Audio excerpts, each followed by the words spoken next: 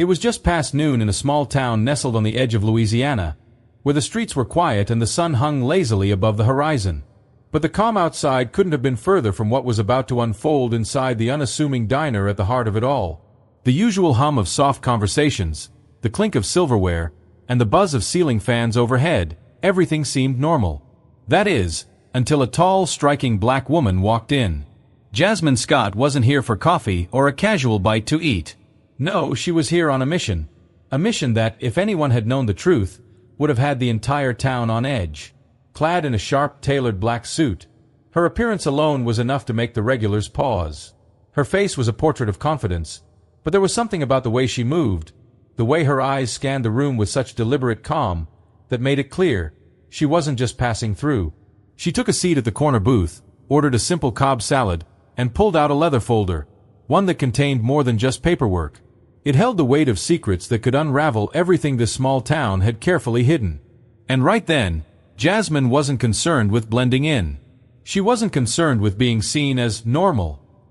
She wasn't here to make friends. She was here to take down the people who had gotten away with things for far too long. Outside, the breeze carried the faint scent of jasmine flowers, but inside, the air was thick with tension. Officer Elliot Reed, a seasoned cop in his 30s, stepped in. He wasn't expecting anything out of the ordinary, until he laid eyes on her. A woman, alone, with a folder, acting just a little too poised for someone who wasn't supposed to be a part of the regular crowd. He knew something wasn't right, and that gut feeling of his told him to investigate. Little did he know, Jasmine wasn't some outsider looking to make a scene. No, she was here to expose a much darker truth, one that would shake this quiet town to its core. And Officer Reed? He was about to make the biggest mistake of his career. Officer Elliot Reed was the kind of man who believed in the rules, at least the ones that suited him. Growing up in the small town of New Orleans, he'd always admired his father, who had worn the same badge before him. A third-generation cop, Reed had inherited the unspoken pride that came with a uniform. He was raised to think of his job as not just a duty but a way of life, a legacy. His father and grandfather had built careers in the police force, and Reed had every intention of following in their footsteps, with a few more stripes on his sleeve. At 32 years old, Elliot was strong, confident, and undoubtedly determined. He was the kind of guy who didn't hesitate to follow his instincts, and his instincts had served him well. The people in town knew him well, often stopping to shake his hand or share a quick word when they passed by. He had a way of making people feel at ease, or at least like they weren't about to get into trouble. To most, he was just another dependable cop in a sea of blue uniforms.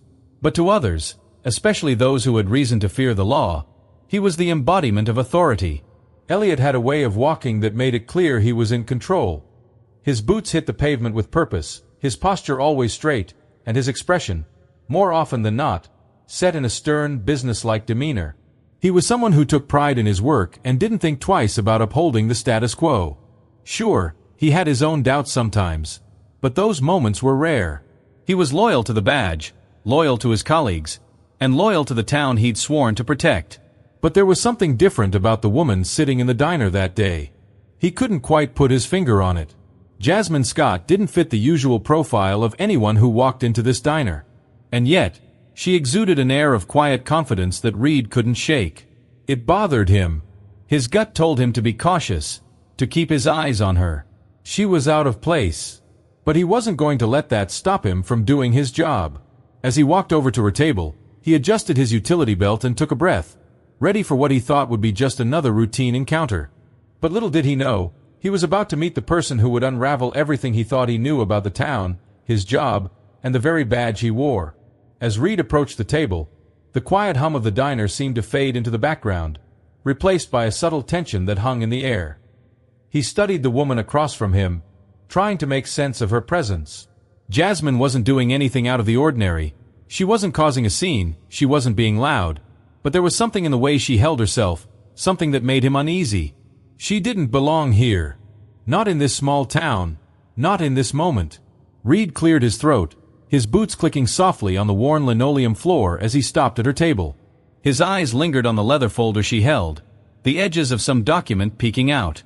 It wasn't the kind of thing you saw every day in a diner. Papers with official-looking seals, documents hidden away like secrets. His instincts kicked in, a wave of suspicion washing over him. "You waiting for someone?" Reed asked, his voice calm but edged with a note of authority. He was trained to ask questions, to assess situations with precision, but his tone carried more than curiosity. It was a subtle command, a test to see how she'd respond. Jasmine didn't flinch. She looked up slowly, meeting his gaze without hesitation, without a hint of fear. Her face was neutral, unreadable. "No, just having lunch," she replied, her voice smooth, almost too calm. It was as if she was expecting him. Reed didn't buy it. There was something about her that set off alarms in his mind. She wasn't acting like anyone else who came into the diner. His gaze flicked to the folder in her hand again, the faintest trace of a seal just visible beneath the flap. A seal that looked oddly familiar. Federal. But it couldn't be. "You work for the feds?" Reed asked, his voice now laced with more suspicion than before. He wasn't sure why, but he felt an immediate need to assert control. Jasmine didn't answer. She didn't need to. Her silence made him more uncomfortable than anything else. She just held his gaze, unblinking. Reed stepped back slightly, adjusting the belt at his waist, and a chill ran through him. Something wasn't right. The familiar comfort of the diner had suddenly transformed into something else. A battlefield where the boundaries between authority and truth were about to be tested. Reed could feel the tension thickening, like a fog rolling in. His mind raced as he stood there, unsure of how to proceed. He had no real reason to be suspicious. After all, she hadn't done anything wrong. But something about the situation was setting off alarms in his head. Jasmine's calm was unsettling. Most people would have been flustered by the sudden attention, the sharp edge of suspicion hanging over them. But not her. She sat there with a quiet confidence, as if this moment was nothing more than an inconvenience. Her eyes never wavered from his, cool and calculating, as if she were waiting for him to make the next move. She wasn't scared, and that bothered Reed more than anything. He glanced down at the folder she still held in her hands, the edges of official-looking papers peeking out. It wasn't just a random file. Reed could tell it had something important, something far beyond the scope of what anyone should be carrying around in a diner. His gaze shifted from the folder to Jasmine's face again, trying to read her, to find something, anything, that could explain why she was sitting there, so composed, so out of place. Without a word, he stepped back, adjusting his utility belt. His fingers hovered near the radio on his shoulder. The call button was just a flick away. Maybe he was overreacting, maybe not, but his gut told him that something wasn't right. "Unit 3, I need backup," Reed finally said, his voice low but firm. "Possible fraudulent ID. Subject possibly recording or inciting." The words felt strange in his mouth, even as he spoke them. Backup? For what? She hadn't done anything to deserve it. Not really. Jasmine closed the folder slowly, deliberately.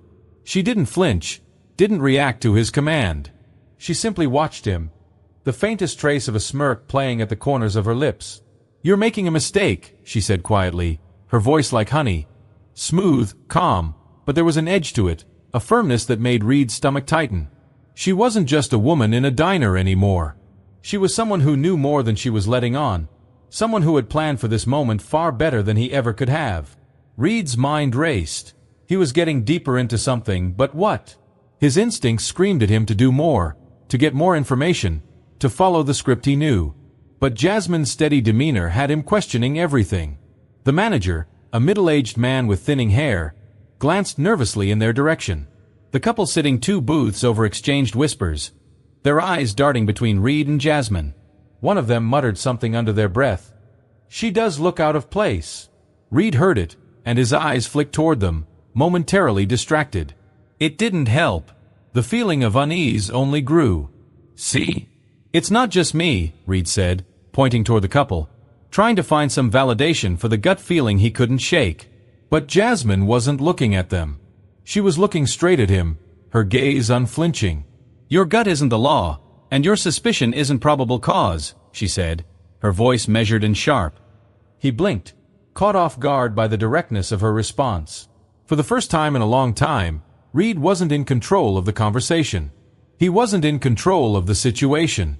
A part of him wanted to argue, to press on with his authority, but he couldn't ignore the calm certainty in her eyes. She wasn't intimidated by him. She wasn't intimidated by anything. Before he could respond, she reached slowly into her jacket and pulled out a thin badge wallet. She opened it just enough for him to see, but not wide enough for the rest of the diner to catch a glimpse. The emblem inside was unmistakable. A federal badge. Reed's stomach dropped. His mouth went dry. For a moment, he didn't say anything. He just stood there, staring at the badge, feeling the weight of his mistake settle in. "I'm here on official federal assignment," Jasmine said, her voice steady, unbothered. "And the man I came to see is your police chief." The silence hit like a freight train. Reed's world tilted.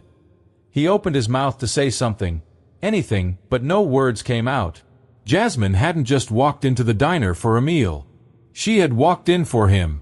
She had walked in to expose something far bigger than he could have imagined. And now the trap was set. The door to the diner creaked open, and the tension in the room seemed to multiply instantly. Officer Reed stood frozen in place, his hand still hovering near the radio on his shoulder. His mind was a whirl of confusion, but all of that melted away the moment Chief Marcus Trent walked in. Trent was a towering figure, tall, broad-shouldered, with a jaw that looked like it had been carved from granite. His uniform fit him perfectly, the brass on his badge gleaming under the fluorescent lights of the diner.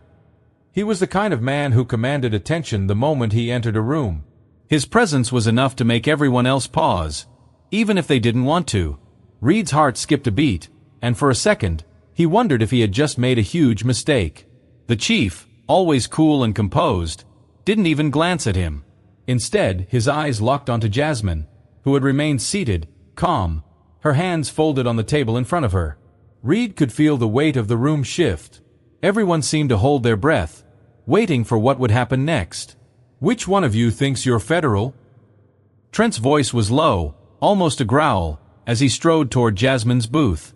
There was no trace of curiosity in his tone, only disdain. It was the kind of voice that made you feel small, insignificant. Jasmine didn't flinch. She didn't even stand up. She just looked at Trent with the same steady gaze she had given Reed earlier, unbothered, unwavering.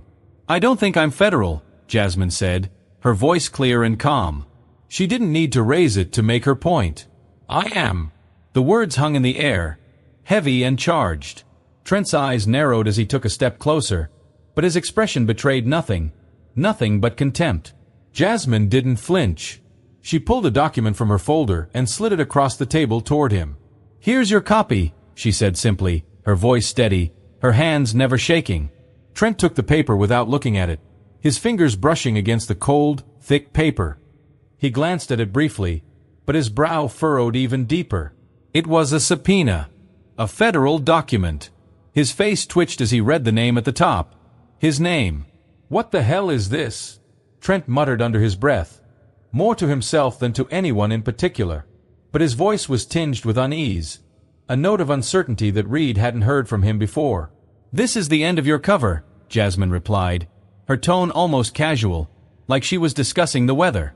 "And I've got a whole lot more where that came from." She leaned back in her seat, watching Trent with a quiet intensity. Reed could feel his heart pounding in his chest. He'd heard rumors, murmurs from locals about the chief, stories about corruption, shady dealings, and questionable actions. But he had never expected this. Not here. Not in his own town. He had no idea how deep this went, how much was hidden beneath the surface. Jasmine flipped through the pages of her folder, each page bringing her closer to the inevitable truth. She began listing the charges: unauthorized wiretaps on civilian phones, unreported police stops, injuries that never made it into reports, and payments made from a mysterious, untraceable fund used to intimidate witnesses. "And if that's not enough," she continued, her voice gaining strength, "there's the testimony from your former deputy, the one who quit after his body cam footage mysteriously disappeared. I've got records, bank statements, and texts between you and known criminals." Trent's face changed then. Something flickered in his eyes. It was as if the reality of what was happening finally hit him. He was no longer in control. The carefully crafted image of the unassailable police chief was beginning to crack. The diner was completely still. The clatter of plates and the murmur of conversation had long since faded. Everyone was watching. No one dared to move. Reed's hands felt clammy at his sides. He had never seen Trent so off balance, so vulnerable. "Shall I continue?" Jasmine asked, her voice like steel. There was no emotion in it, no malice, no triumph, just the cold certainty of someone who knew they were right. Trent's eyes darted around the room, scanning the faces of the customers and employees who were witnessing the destruction of his empire. He opened his mouth to say something, anything, but no words came out. "You're looking at years of federal charges," Jasmine continued, her voice soft but firm. "Civil rights violations, obstruction of justice, witness tampering. This is just the beginning. The Department of Justice has already confirmed jurisdiction over the case." Reed felt the weight of the moment press down on him. The chief, the man who had run this town with an iron fist, was about to be brought down by the very system he had once controlled. Then Jasmine pulled out the final piece, an arrest warrant, sealed and stamped, its authority undeniable. "Dale Crum, you are under arrest." The words landed like a punch, and Trent's face twisted with disbelief. He laughed, short and bitter. "In this town," he scoffed, shaking his head, "you think I'm walking out of here in cuffs because some desk girl brought a folder?" But Jasmine didn't answer him. She didn't need to. Instead, she looked over her shoulder, her eyes meeting Reed's for the first time. And that's when Reed realized it was too late. The trap had already been set. Before Trent could react, the door opened again. This time, the U.S. Marshals entered, badges flashing, the weight of federal authority unmistakable. Trent's expression shifted from anger to something worse. Panic. But it was too late. The U.S. Marshals moved swiftly, their steps sure and decisive. The silence in the diner was suffocating, as the weight of the moment settled over everyone in the room. Chief Trent's eyes darted back and forth, his mind racing, but his body was frozen. He had always prided himself on being untouchable, on controlling the narrative. But here, in this small diner, with the federal government closing in on him, he couldn't escape the consequences. Trent's initial bravado began to crack as the marshals closed in on him. The reality was setting in now, the magnitude of his crimes too overwhelming to deny. 4 years, he had been a shadow in this town, pulling strings, making decisions, keeping everything under control. But now, Jasmine Scott, the woman he'd dismissed as just another outsider, was the one to expose him. She had been watching, waiting, and now she was bringing him down. "Put your hands behind your back," one of the marshals commanded, his voice stern. The other marshal moved in quickly, handcuffing Trent before he could even think to resist. The chief didn't fight back. He couldn't. He knew it was over. His empire, built on lies and intimidation, had come crashing down in the span of just a few minutes. Reed stood there, still at the edge of the booth, his mind a whirlwind of thoughts. He had seen Trent as an unshakable force, a man who ruled with an iron fist. But now, as he watched the chief being taken away in cuffs, Reed couldn't help but feel a sense of disbelief. This was the man who had taught him everything about the job. This was the man who had made Reed believe that the badge meant something more than just authority. It meant power, control, respect. And now that man was being led away, stripped of everything he had built. Jasmine's gaze never wavered. She didn't look at Trent with pity or satisfaction, just calm resolution. The battle had been won, but the war was far from over. She had uncovered one layer of corruption, but there was so much more lurking beneath the surface. Trent was just the beginning. She had known that from the start. As the marshals escorted Trent out of the diner, Reed took a step forward, his mind still trying to process what had just happened. "Is this it?" he asked quietly, his voice barely above a whisper. Jasmine turned to face him. Her expression was unreadable, but there was something in her eyes, a quiet strength, a knowing. "No, this isn't it," she replied, her voice steady. "This is just the start. You're going to have to make a choice, Reed. You can keep playing by their rules, or you can help fix what's been broken." Reed opened his mouth to respond, but no words came out. He couldn't deny the truth in her statement. For the first time in a long time, he found himself questioning everything he thought he knew about justice, about the system he had sworn to protect. Jasmine didn't wait for him to find the right words. She had already turned her attention back to the table, gathering her things. She had done her part. Now, it was up to the rest of them. The marshals would take care of the paperwork, the legal proceedings would unfold, but Jasmine knew that the hardest part was still ahead. It wasn't just about arresting the corrupt, it was about rebuilding what had been destroyed. The diner was still eerily quiet, the only sound now the soft hum of the ceiling fans and the faint clink of silverware. People were starting to move again, but no one spoke. The events of the last few minutes had shaken them all. They had witnessed a moment of true justice, but the cost was heavy. Jasmine stood up and grabbed her coat, slipping it on with a practiced ease. She wasn't looking for recognition. She didn't need it. Her job was done. "Don't forget," she said to Reed, her voice firm. "Justice isn't just about catching the criminals. It's about making sure this doesn't happen again. And you can't do that alone." Reed watched her as she made her way toward the door, his mind still processing the weight of her words. As the door swung open, a rush of cool air swept through the diner, a reminder that the world outside was still turning. Jasmine stepped into that world, leaving the small town of New Orleans behind her. But Reed knew one thing for sure: she would leave an imprint on it, and on him, forever. The door closed behind her with a soft click, and Reed stood there for a moment, alone with his thoughts. Outside, Jasmine was already walking away, disappearing into the distance. But the question she had left him with remained, unanswered for now. Officer Reed sat in the empty conference room, his hands folded tightly in front of him. The door had closed behind him with a final click, the echoes still lingering in the air. The sounds of the diner, the chatter, the clinking silverware, all felt like they were a lifetime ago. Now, there was nothing but the silence of his own thoughts, and the weight of what he had just witnessed. He couldn't shake the image of Chief Trent being led out in handcuffs, his once imposing figure reduced to nothing more than a man caught in the net of his own actions. 4 years, Trent had been untouchable, the one who made the rules, the one who people feared. And now, Reed realized, he had been complicit in protecting that system, in turning a blind eye to the corruption and injustice that had been festering right under his nose. Reed leaned back in his chair, closing his eyes for a moment, trying to process everything that had happened. How had he missed it? How had he been so blind to the signs, the whispers that had been there all along? He had been trained to see everything, to recognize patterns, to know when something was wrong. Yet he had allowed himself to be part of a system that was broken, that had failed the very people it was supposed to protect. His thoughts drifted back to his father, to the man who had raised him with the belief that the badge was everything. To be a cop, Reed had been told, was to uphold the law above all else, to serve and protect. But somewhere along the way, the lines had blurred. Somewhere between enforcing the law and enforcing the system, Reed had lost sight of what really mattered.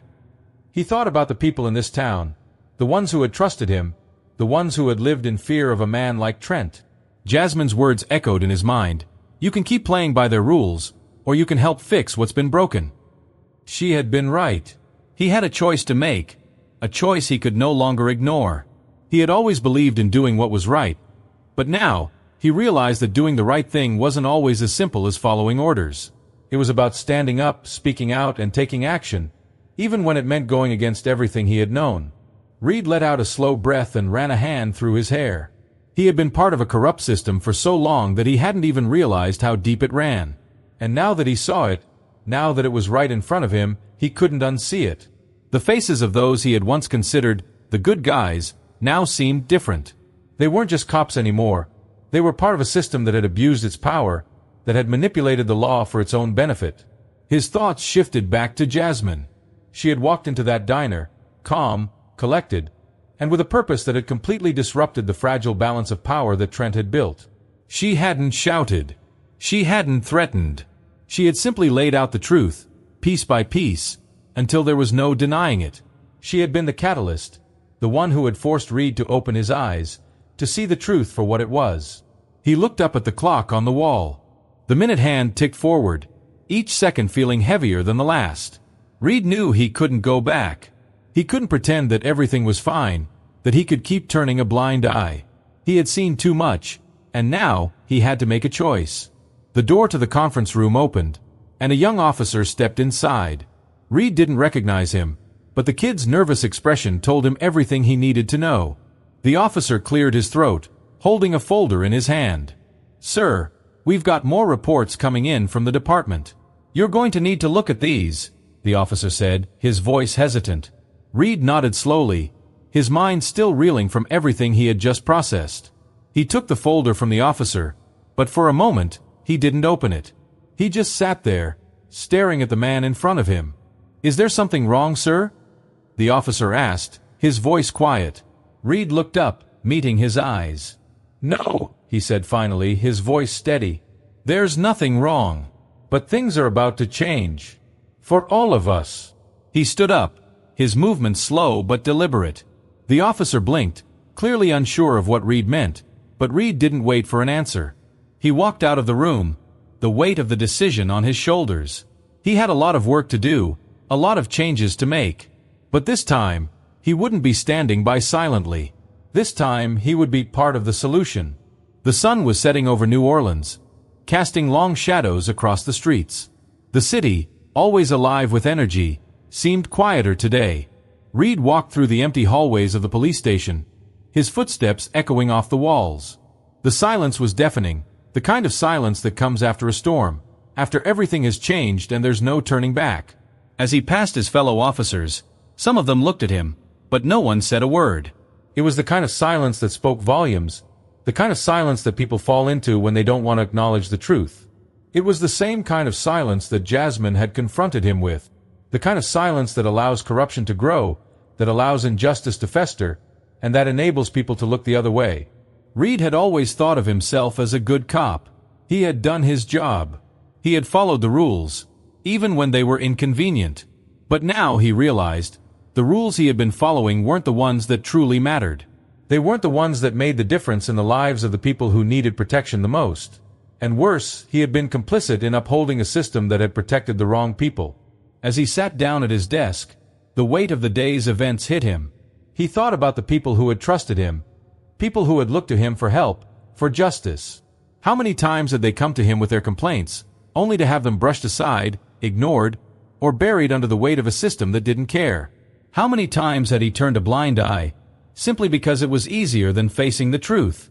Reed leaned back in his chair, rubbing his eyes. He could still hear Jasmine's voice in his mind, steady and unwavering. The most dangerous threat is the silence we've all learned to live with. It wasn't just the corruption he had uncovered in Trent's office. It was the entire system that had allowed it to thrive, the silence that had protected the powerful and left the vulnerable to fend for themselves. He couldn't ignore it anymore. He couldn't pretend that everything was okay. The silence was no longer something he could accept. It was the silence that had allowed officers to hide behind their badges, to ignore the cries of those they were supposed to protect, and to keep going about their business without ever questioning whether it was right. But Jasmine had forced him to confront that silence. She had shown him that justice wasn't just about catching the criminals. It was about making sure the system worked for everyone, not just the ones in power. She had taught him that the true battle wasn't against the criminals on the streets, but against the silence that allowed corruption to thrive. Reed stood up, walking toward the window, his hands pressed against the glass. He stared out at the city below, the streets still bustling with life. But for him, everything had changed. The city had always been the same, but his perspective had shifted. He couldn't be part of the system anymore, not the way it had been.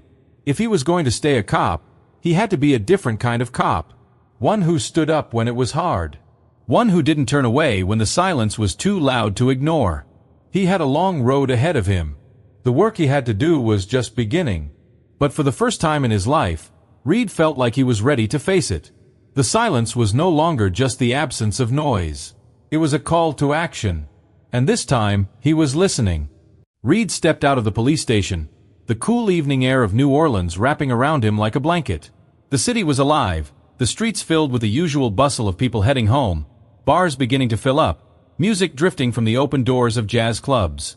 But none of it felt the same to Reed anymore. Every sound, every face he passed, seemed distant, as if he were looking at the world through a new lens, one that had been cracked wide open.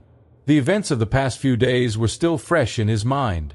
Chief Trent was gone, arrested and facing charges that would likely ruin him. But Reed knew that Trent was just a small piece of a much larger puzzle, a puzzle that had been building for years, perhaps even decades. The system was broken, corrupted at its very core. And Jasmine, with her quiet confidence and unwavering conviction, had forced him to see it. She had been the catalyst, but the real work, Reed knew, was just beginning. He walked down the sidewalk, his hands tucked into the pockets of his jacket, his mind spinning with questions. What was his place in all of this now? Could he continue as a cop, knowing everything he had learned? Could he ever trust the system again, or was it too far gone? Reed's phone buzzed in his pocket, pulling him out of his thoughts. He pulled it out, seeing a text from his partner, Officer Maria Sanchez. "You good?" it read. The simple words hit him harder than he expected. He stared at the screen for a moment, considering how to respond. What could he say? He wasn't good. None of this felt good. But he wasn't the same person he had been a week ago, either.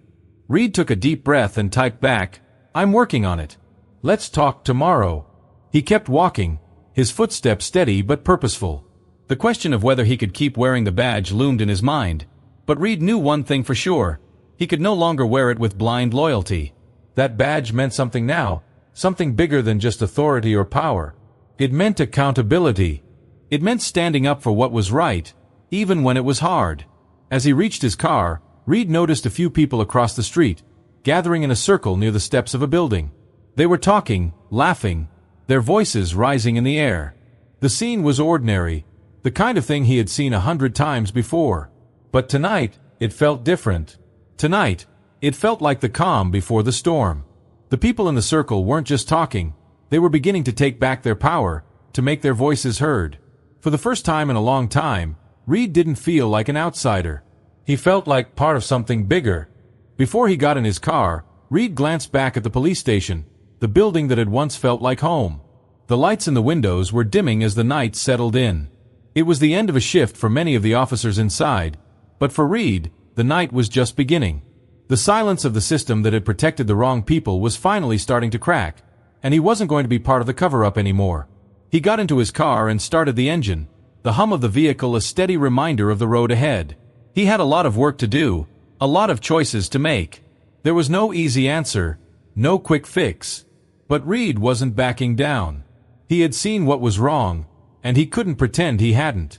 As he drove through the city, the lights flashing by, Reed thought about Jasmine. She had left New Orleans, disappeared into the night like she was never really there. She had done her part, and now it was up to him to carry the torch. The system hadn't just been broken by Trent, it had been broken by the silence of everyone who had stayed quiet, who had chosen not to act. And Reed knew, deep down, that the silence wasn't just the problem, it was also the solution. Breaking the silence would take time. It would take courage, conviction, and most of all, people willing to stand up for what was right. He didn't have all the answers, but he knew one thing for sure. He wasn't going to remain silent anymore. As Reed turned the corner and drove toward the heart of New Orleans, he made a silent promise to himself. The mark he left on this town wouldn't be one of fear or control. It would be a mark of change. It would be a mark of truth. And it would be the first step toward fixing a broken system.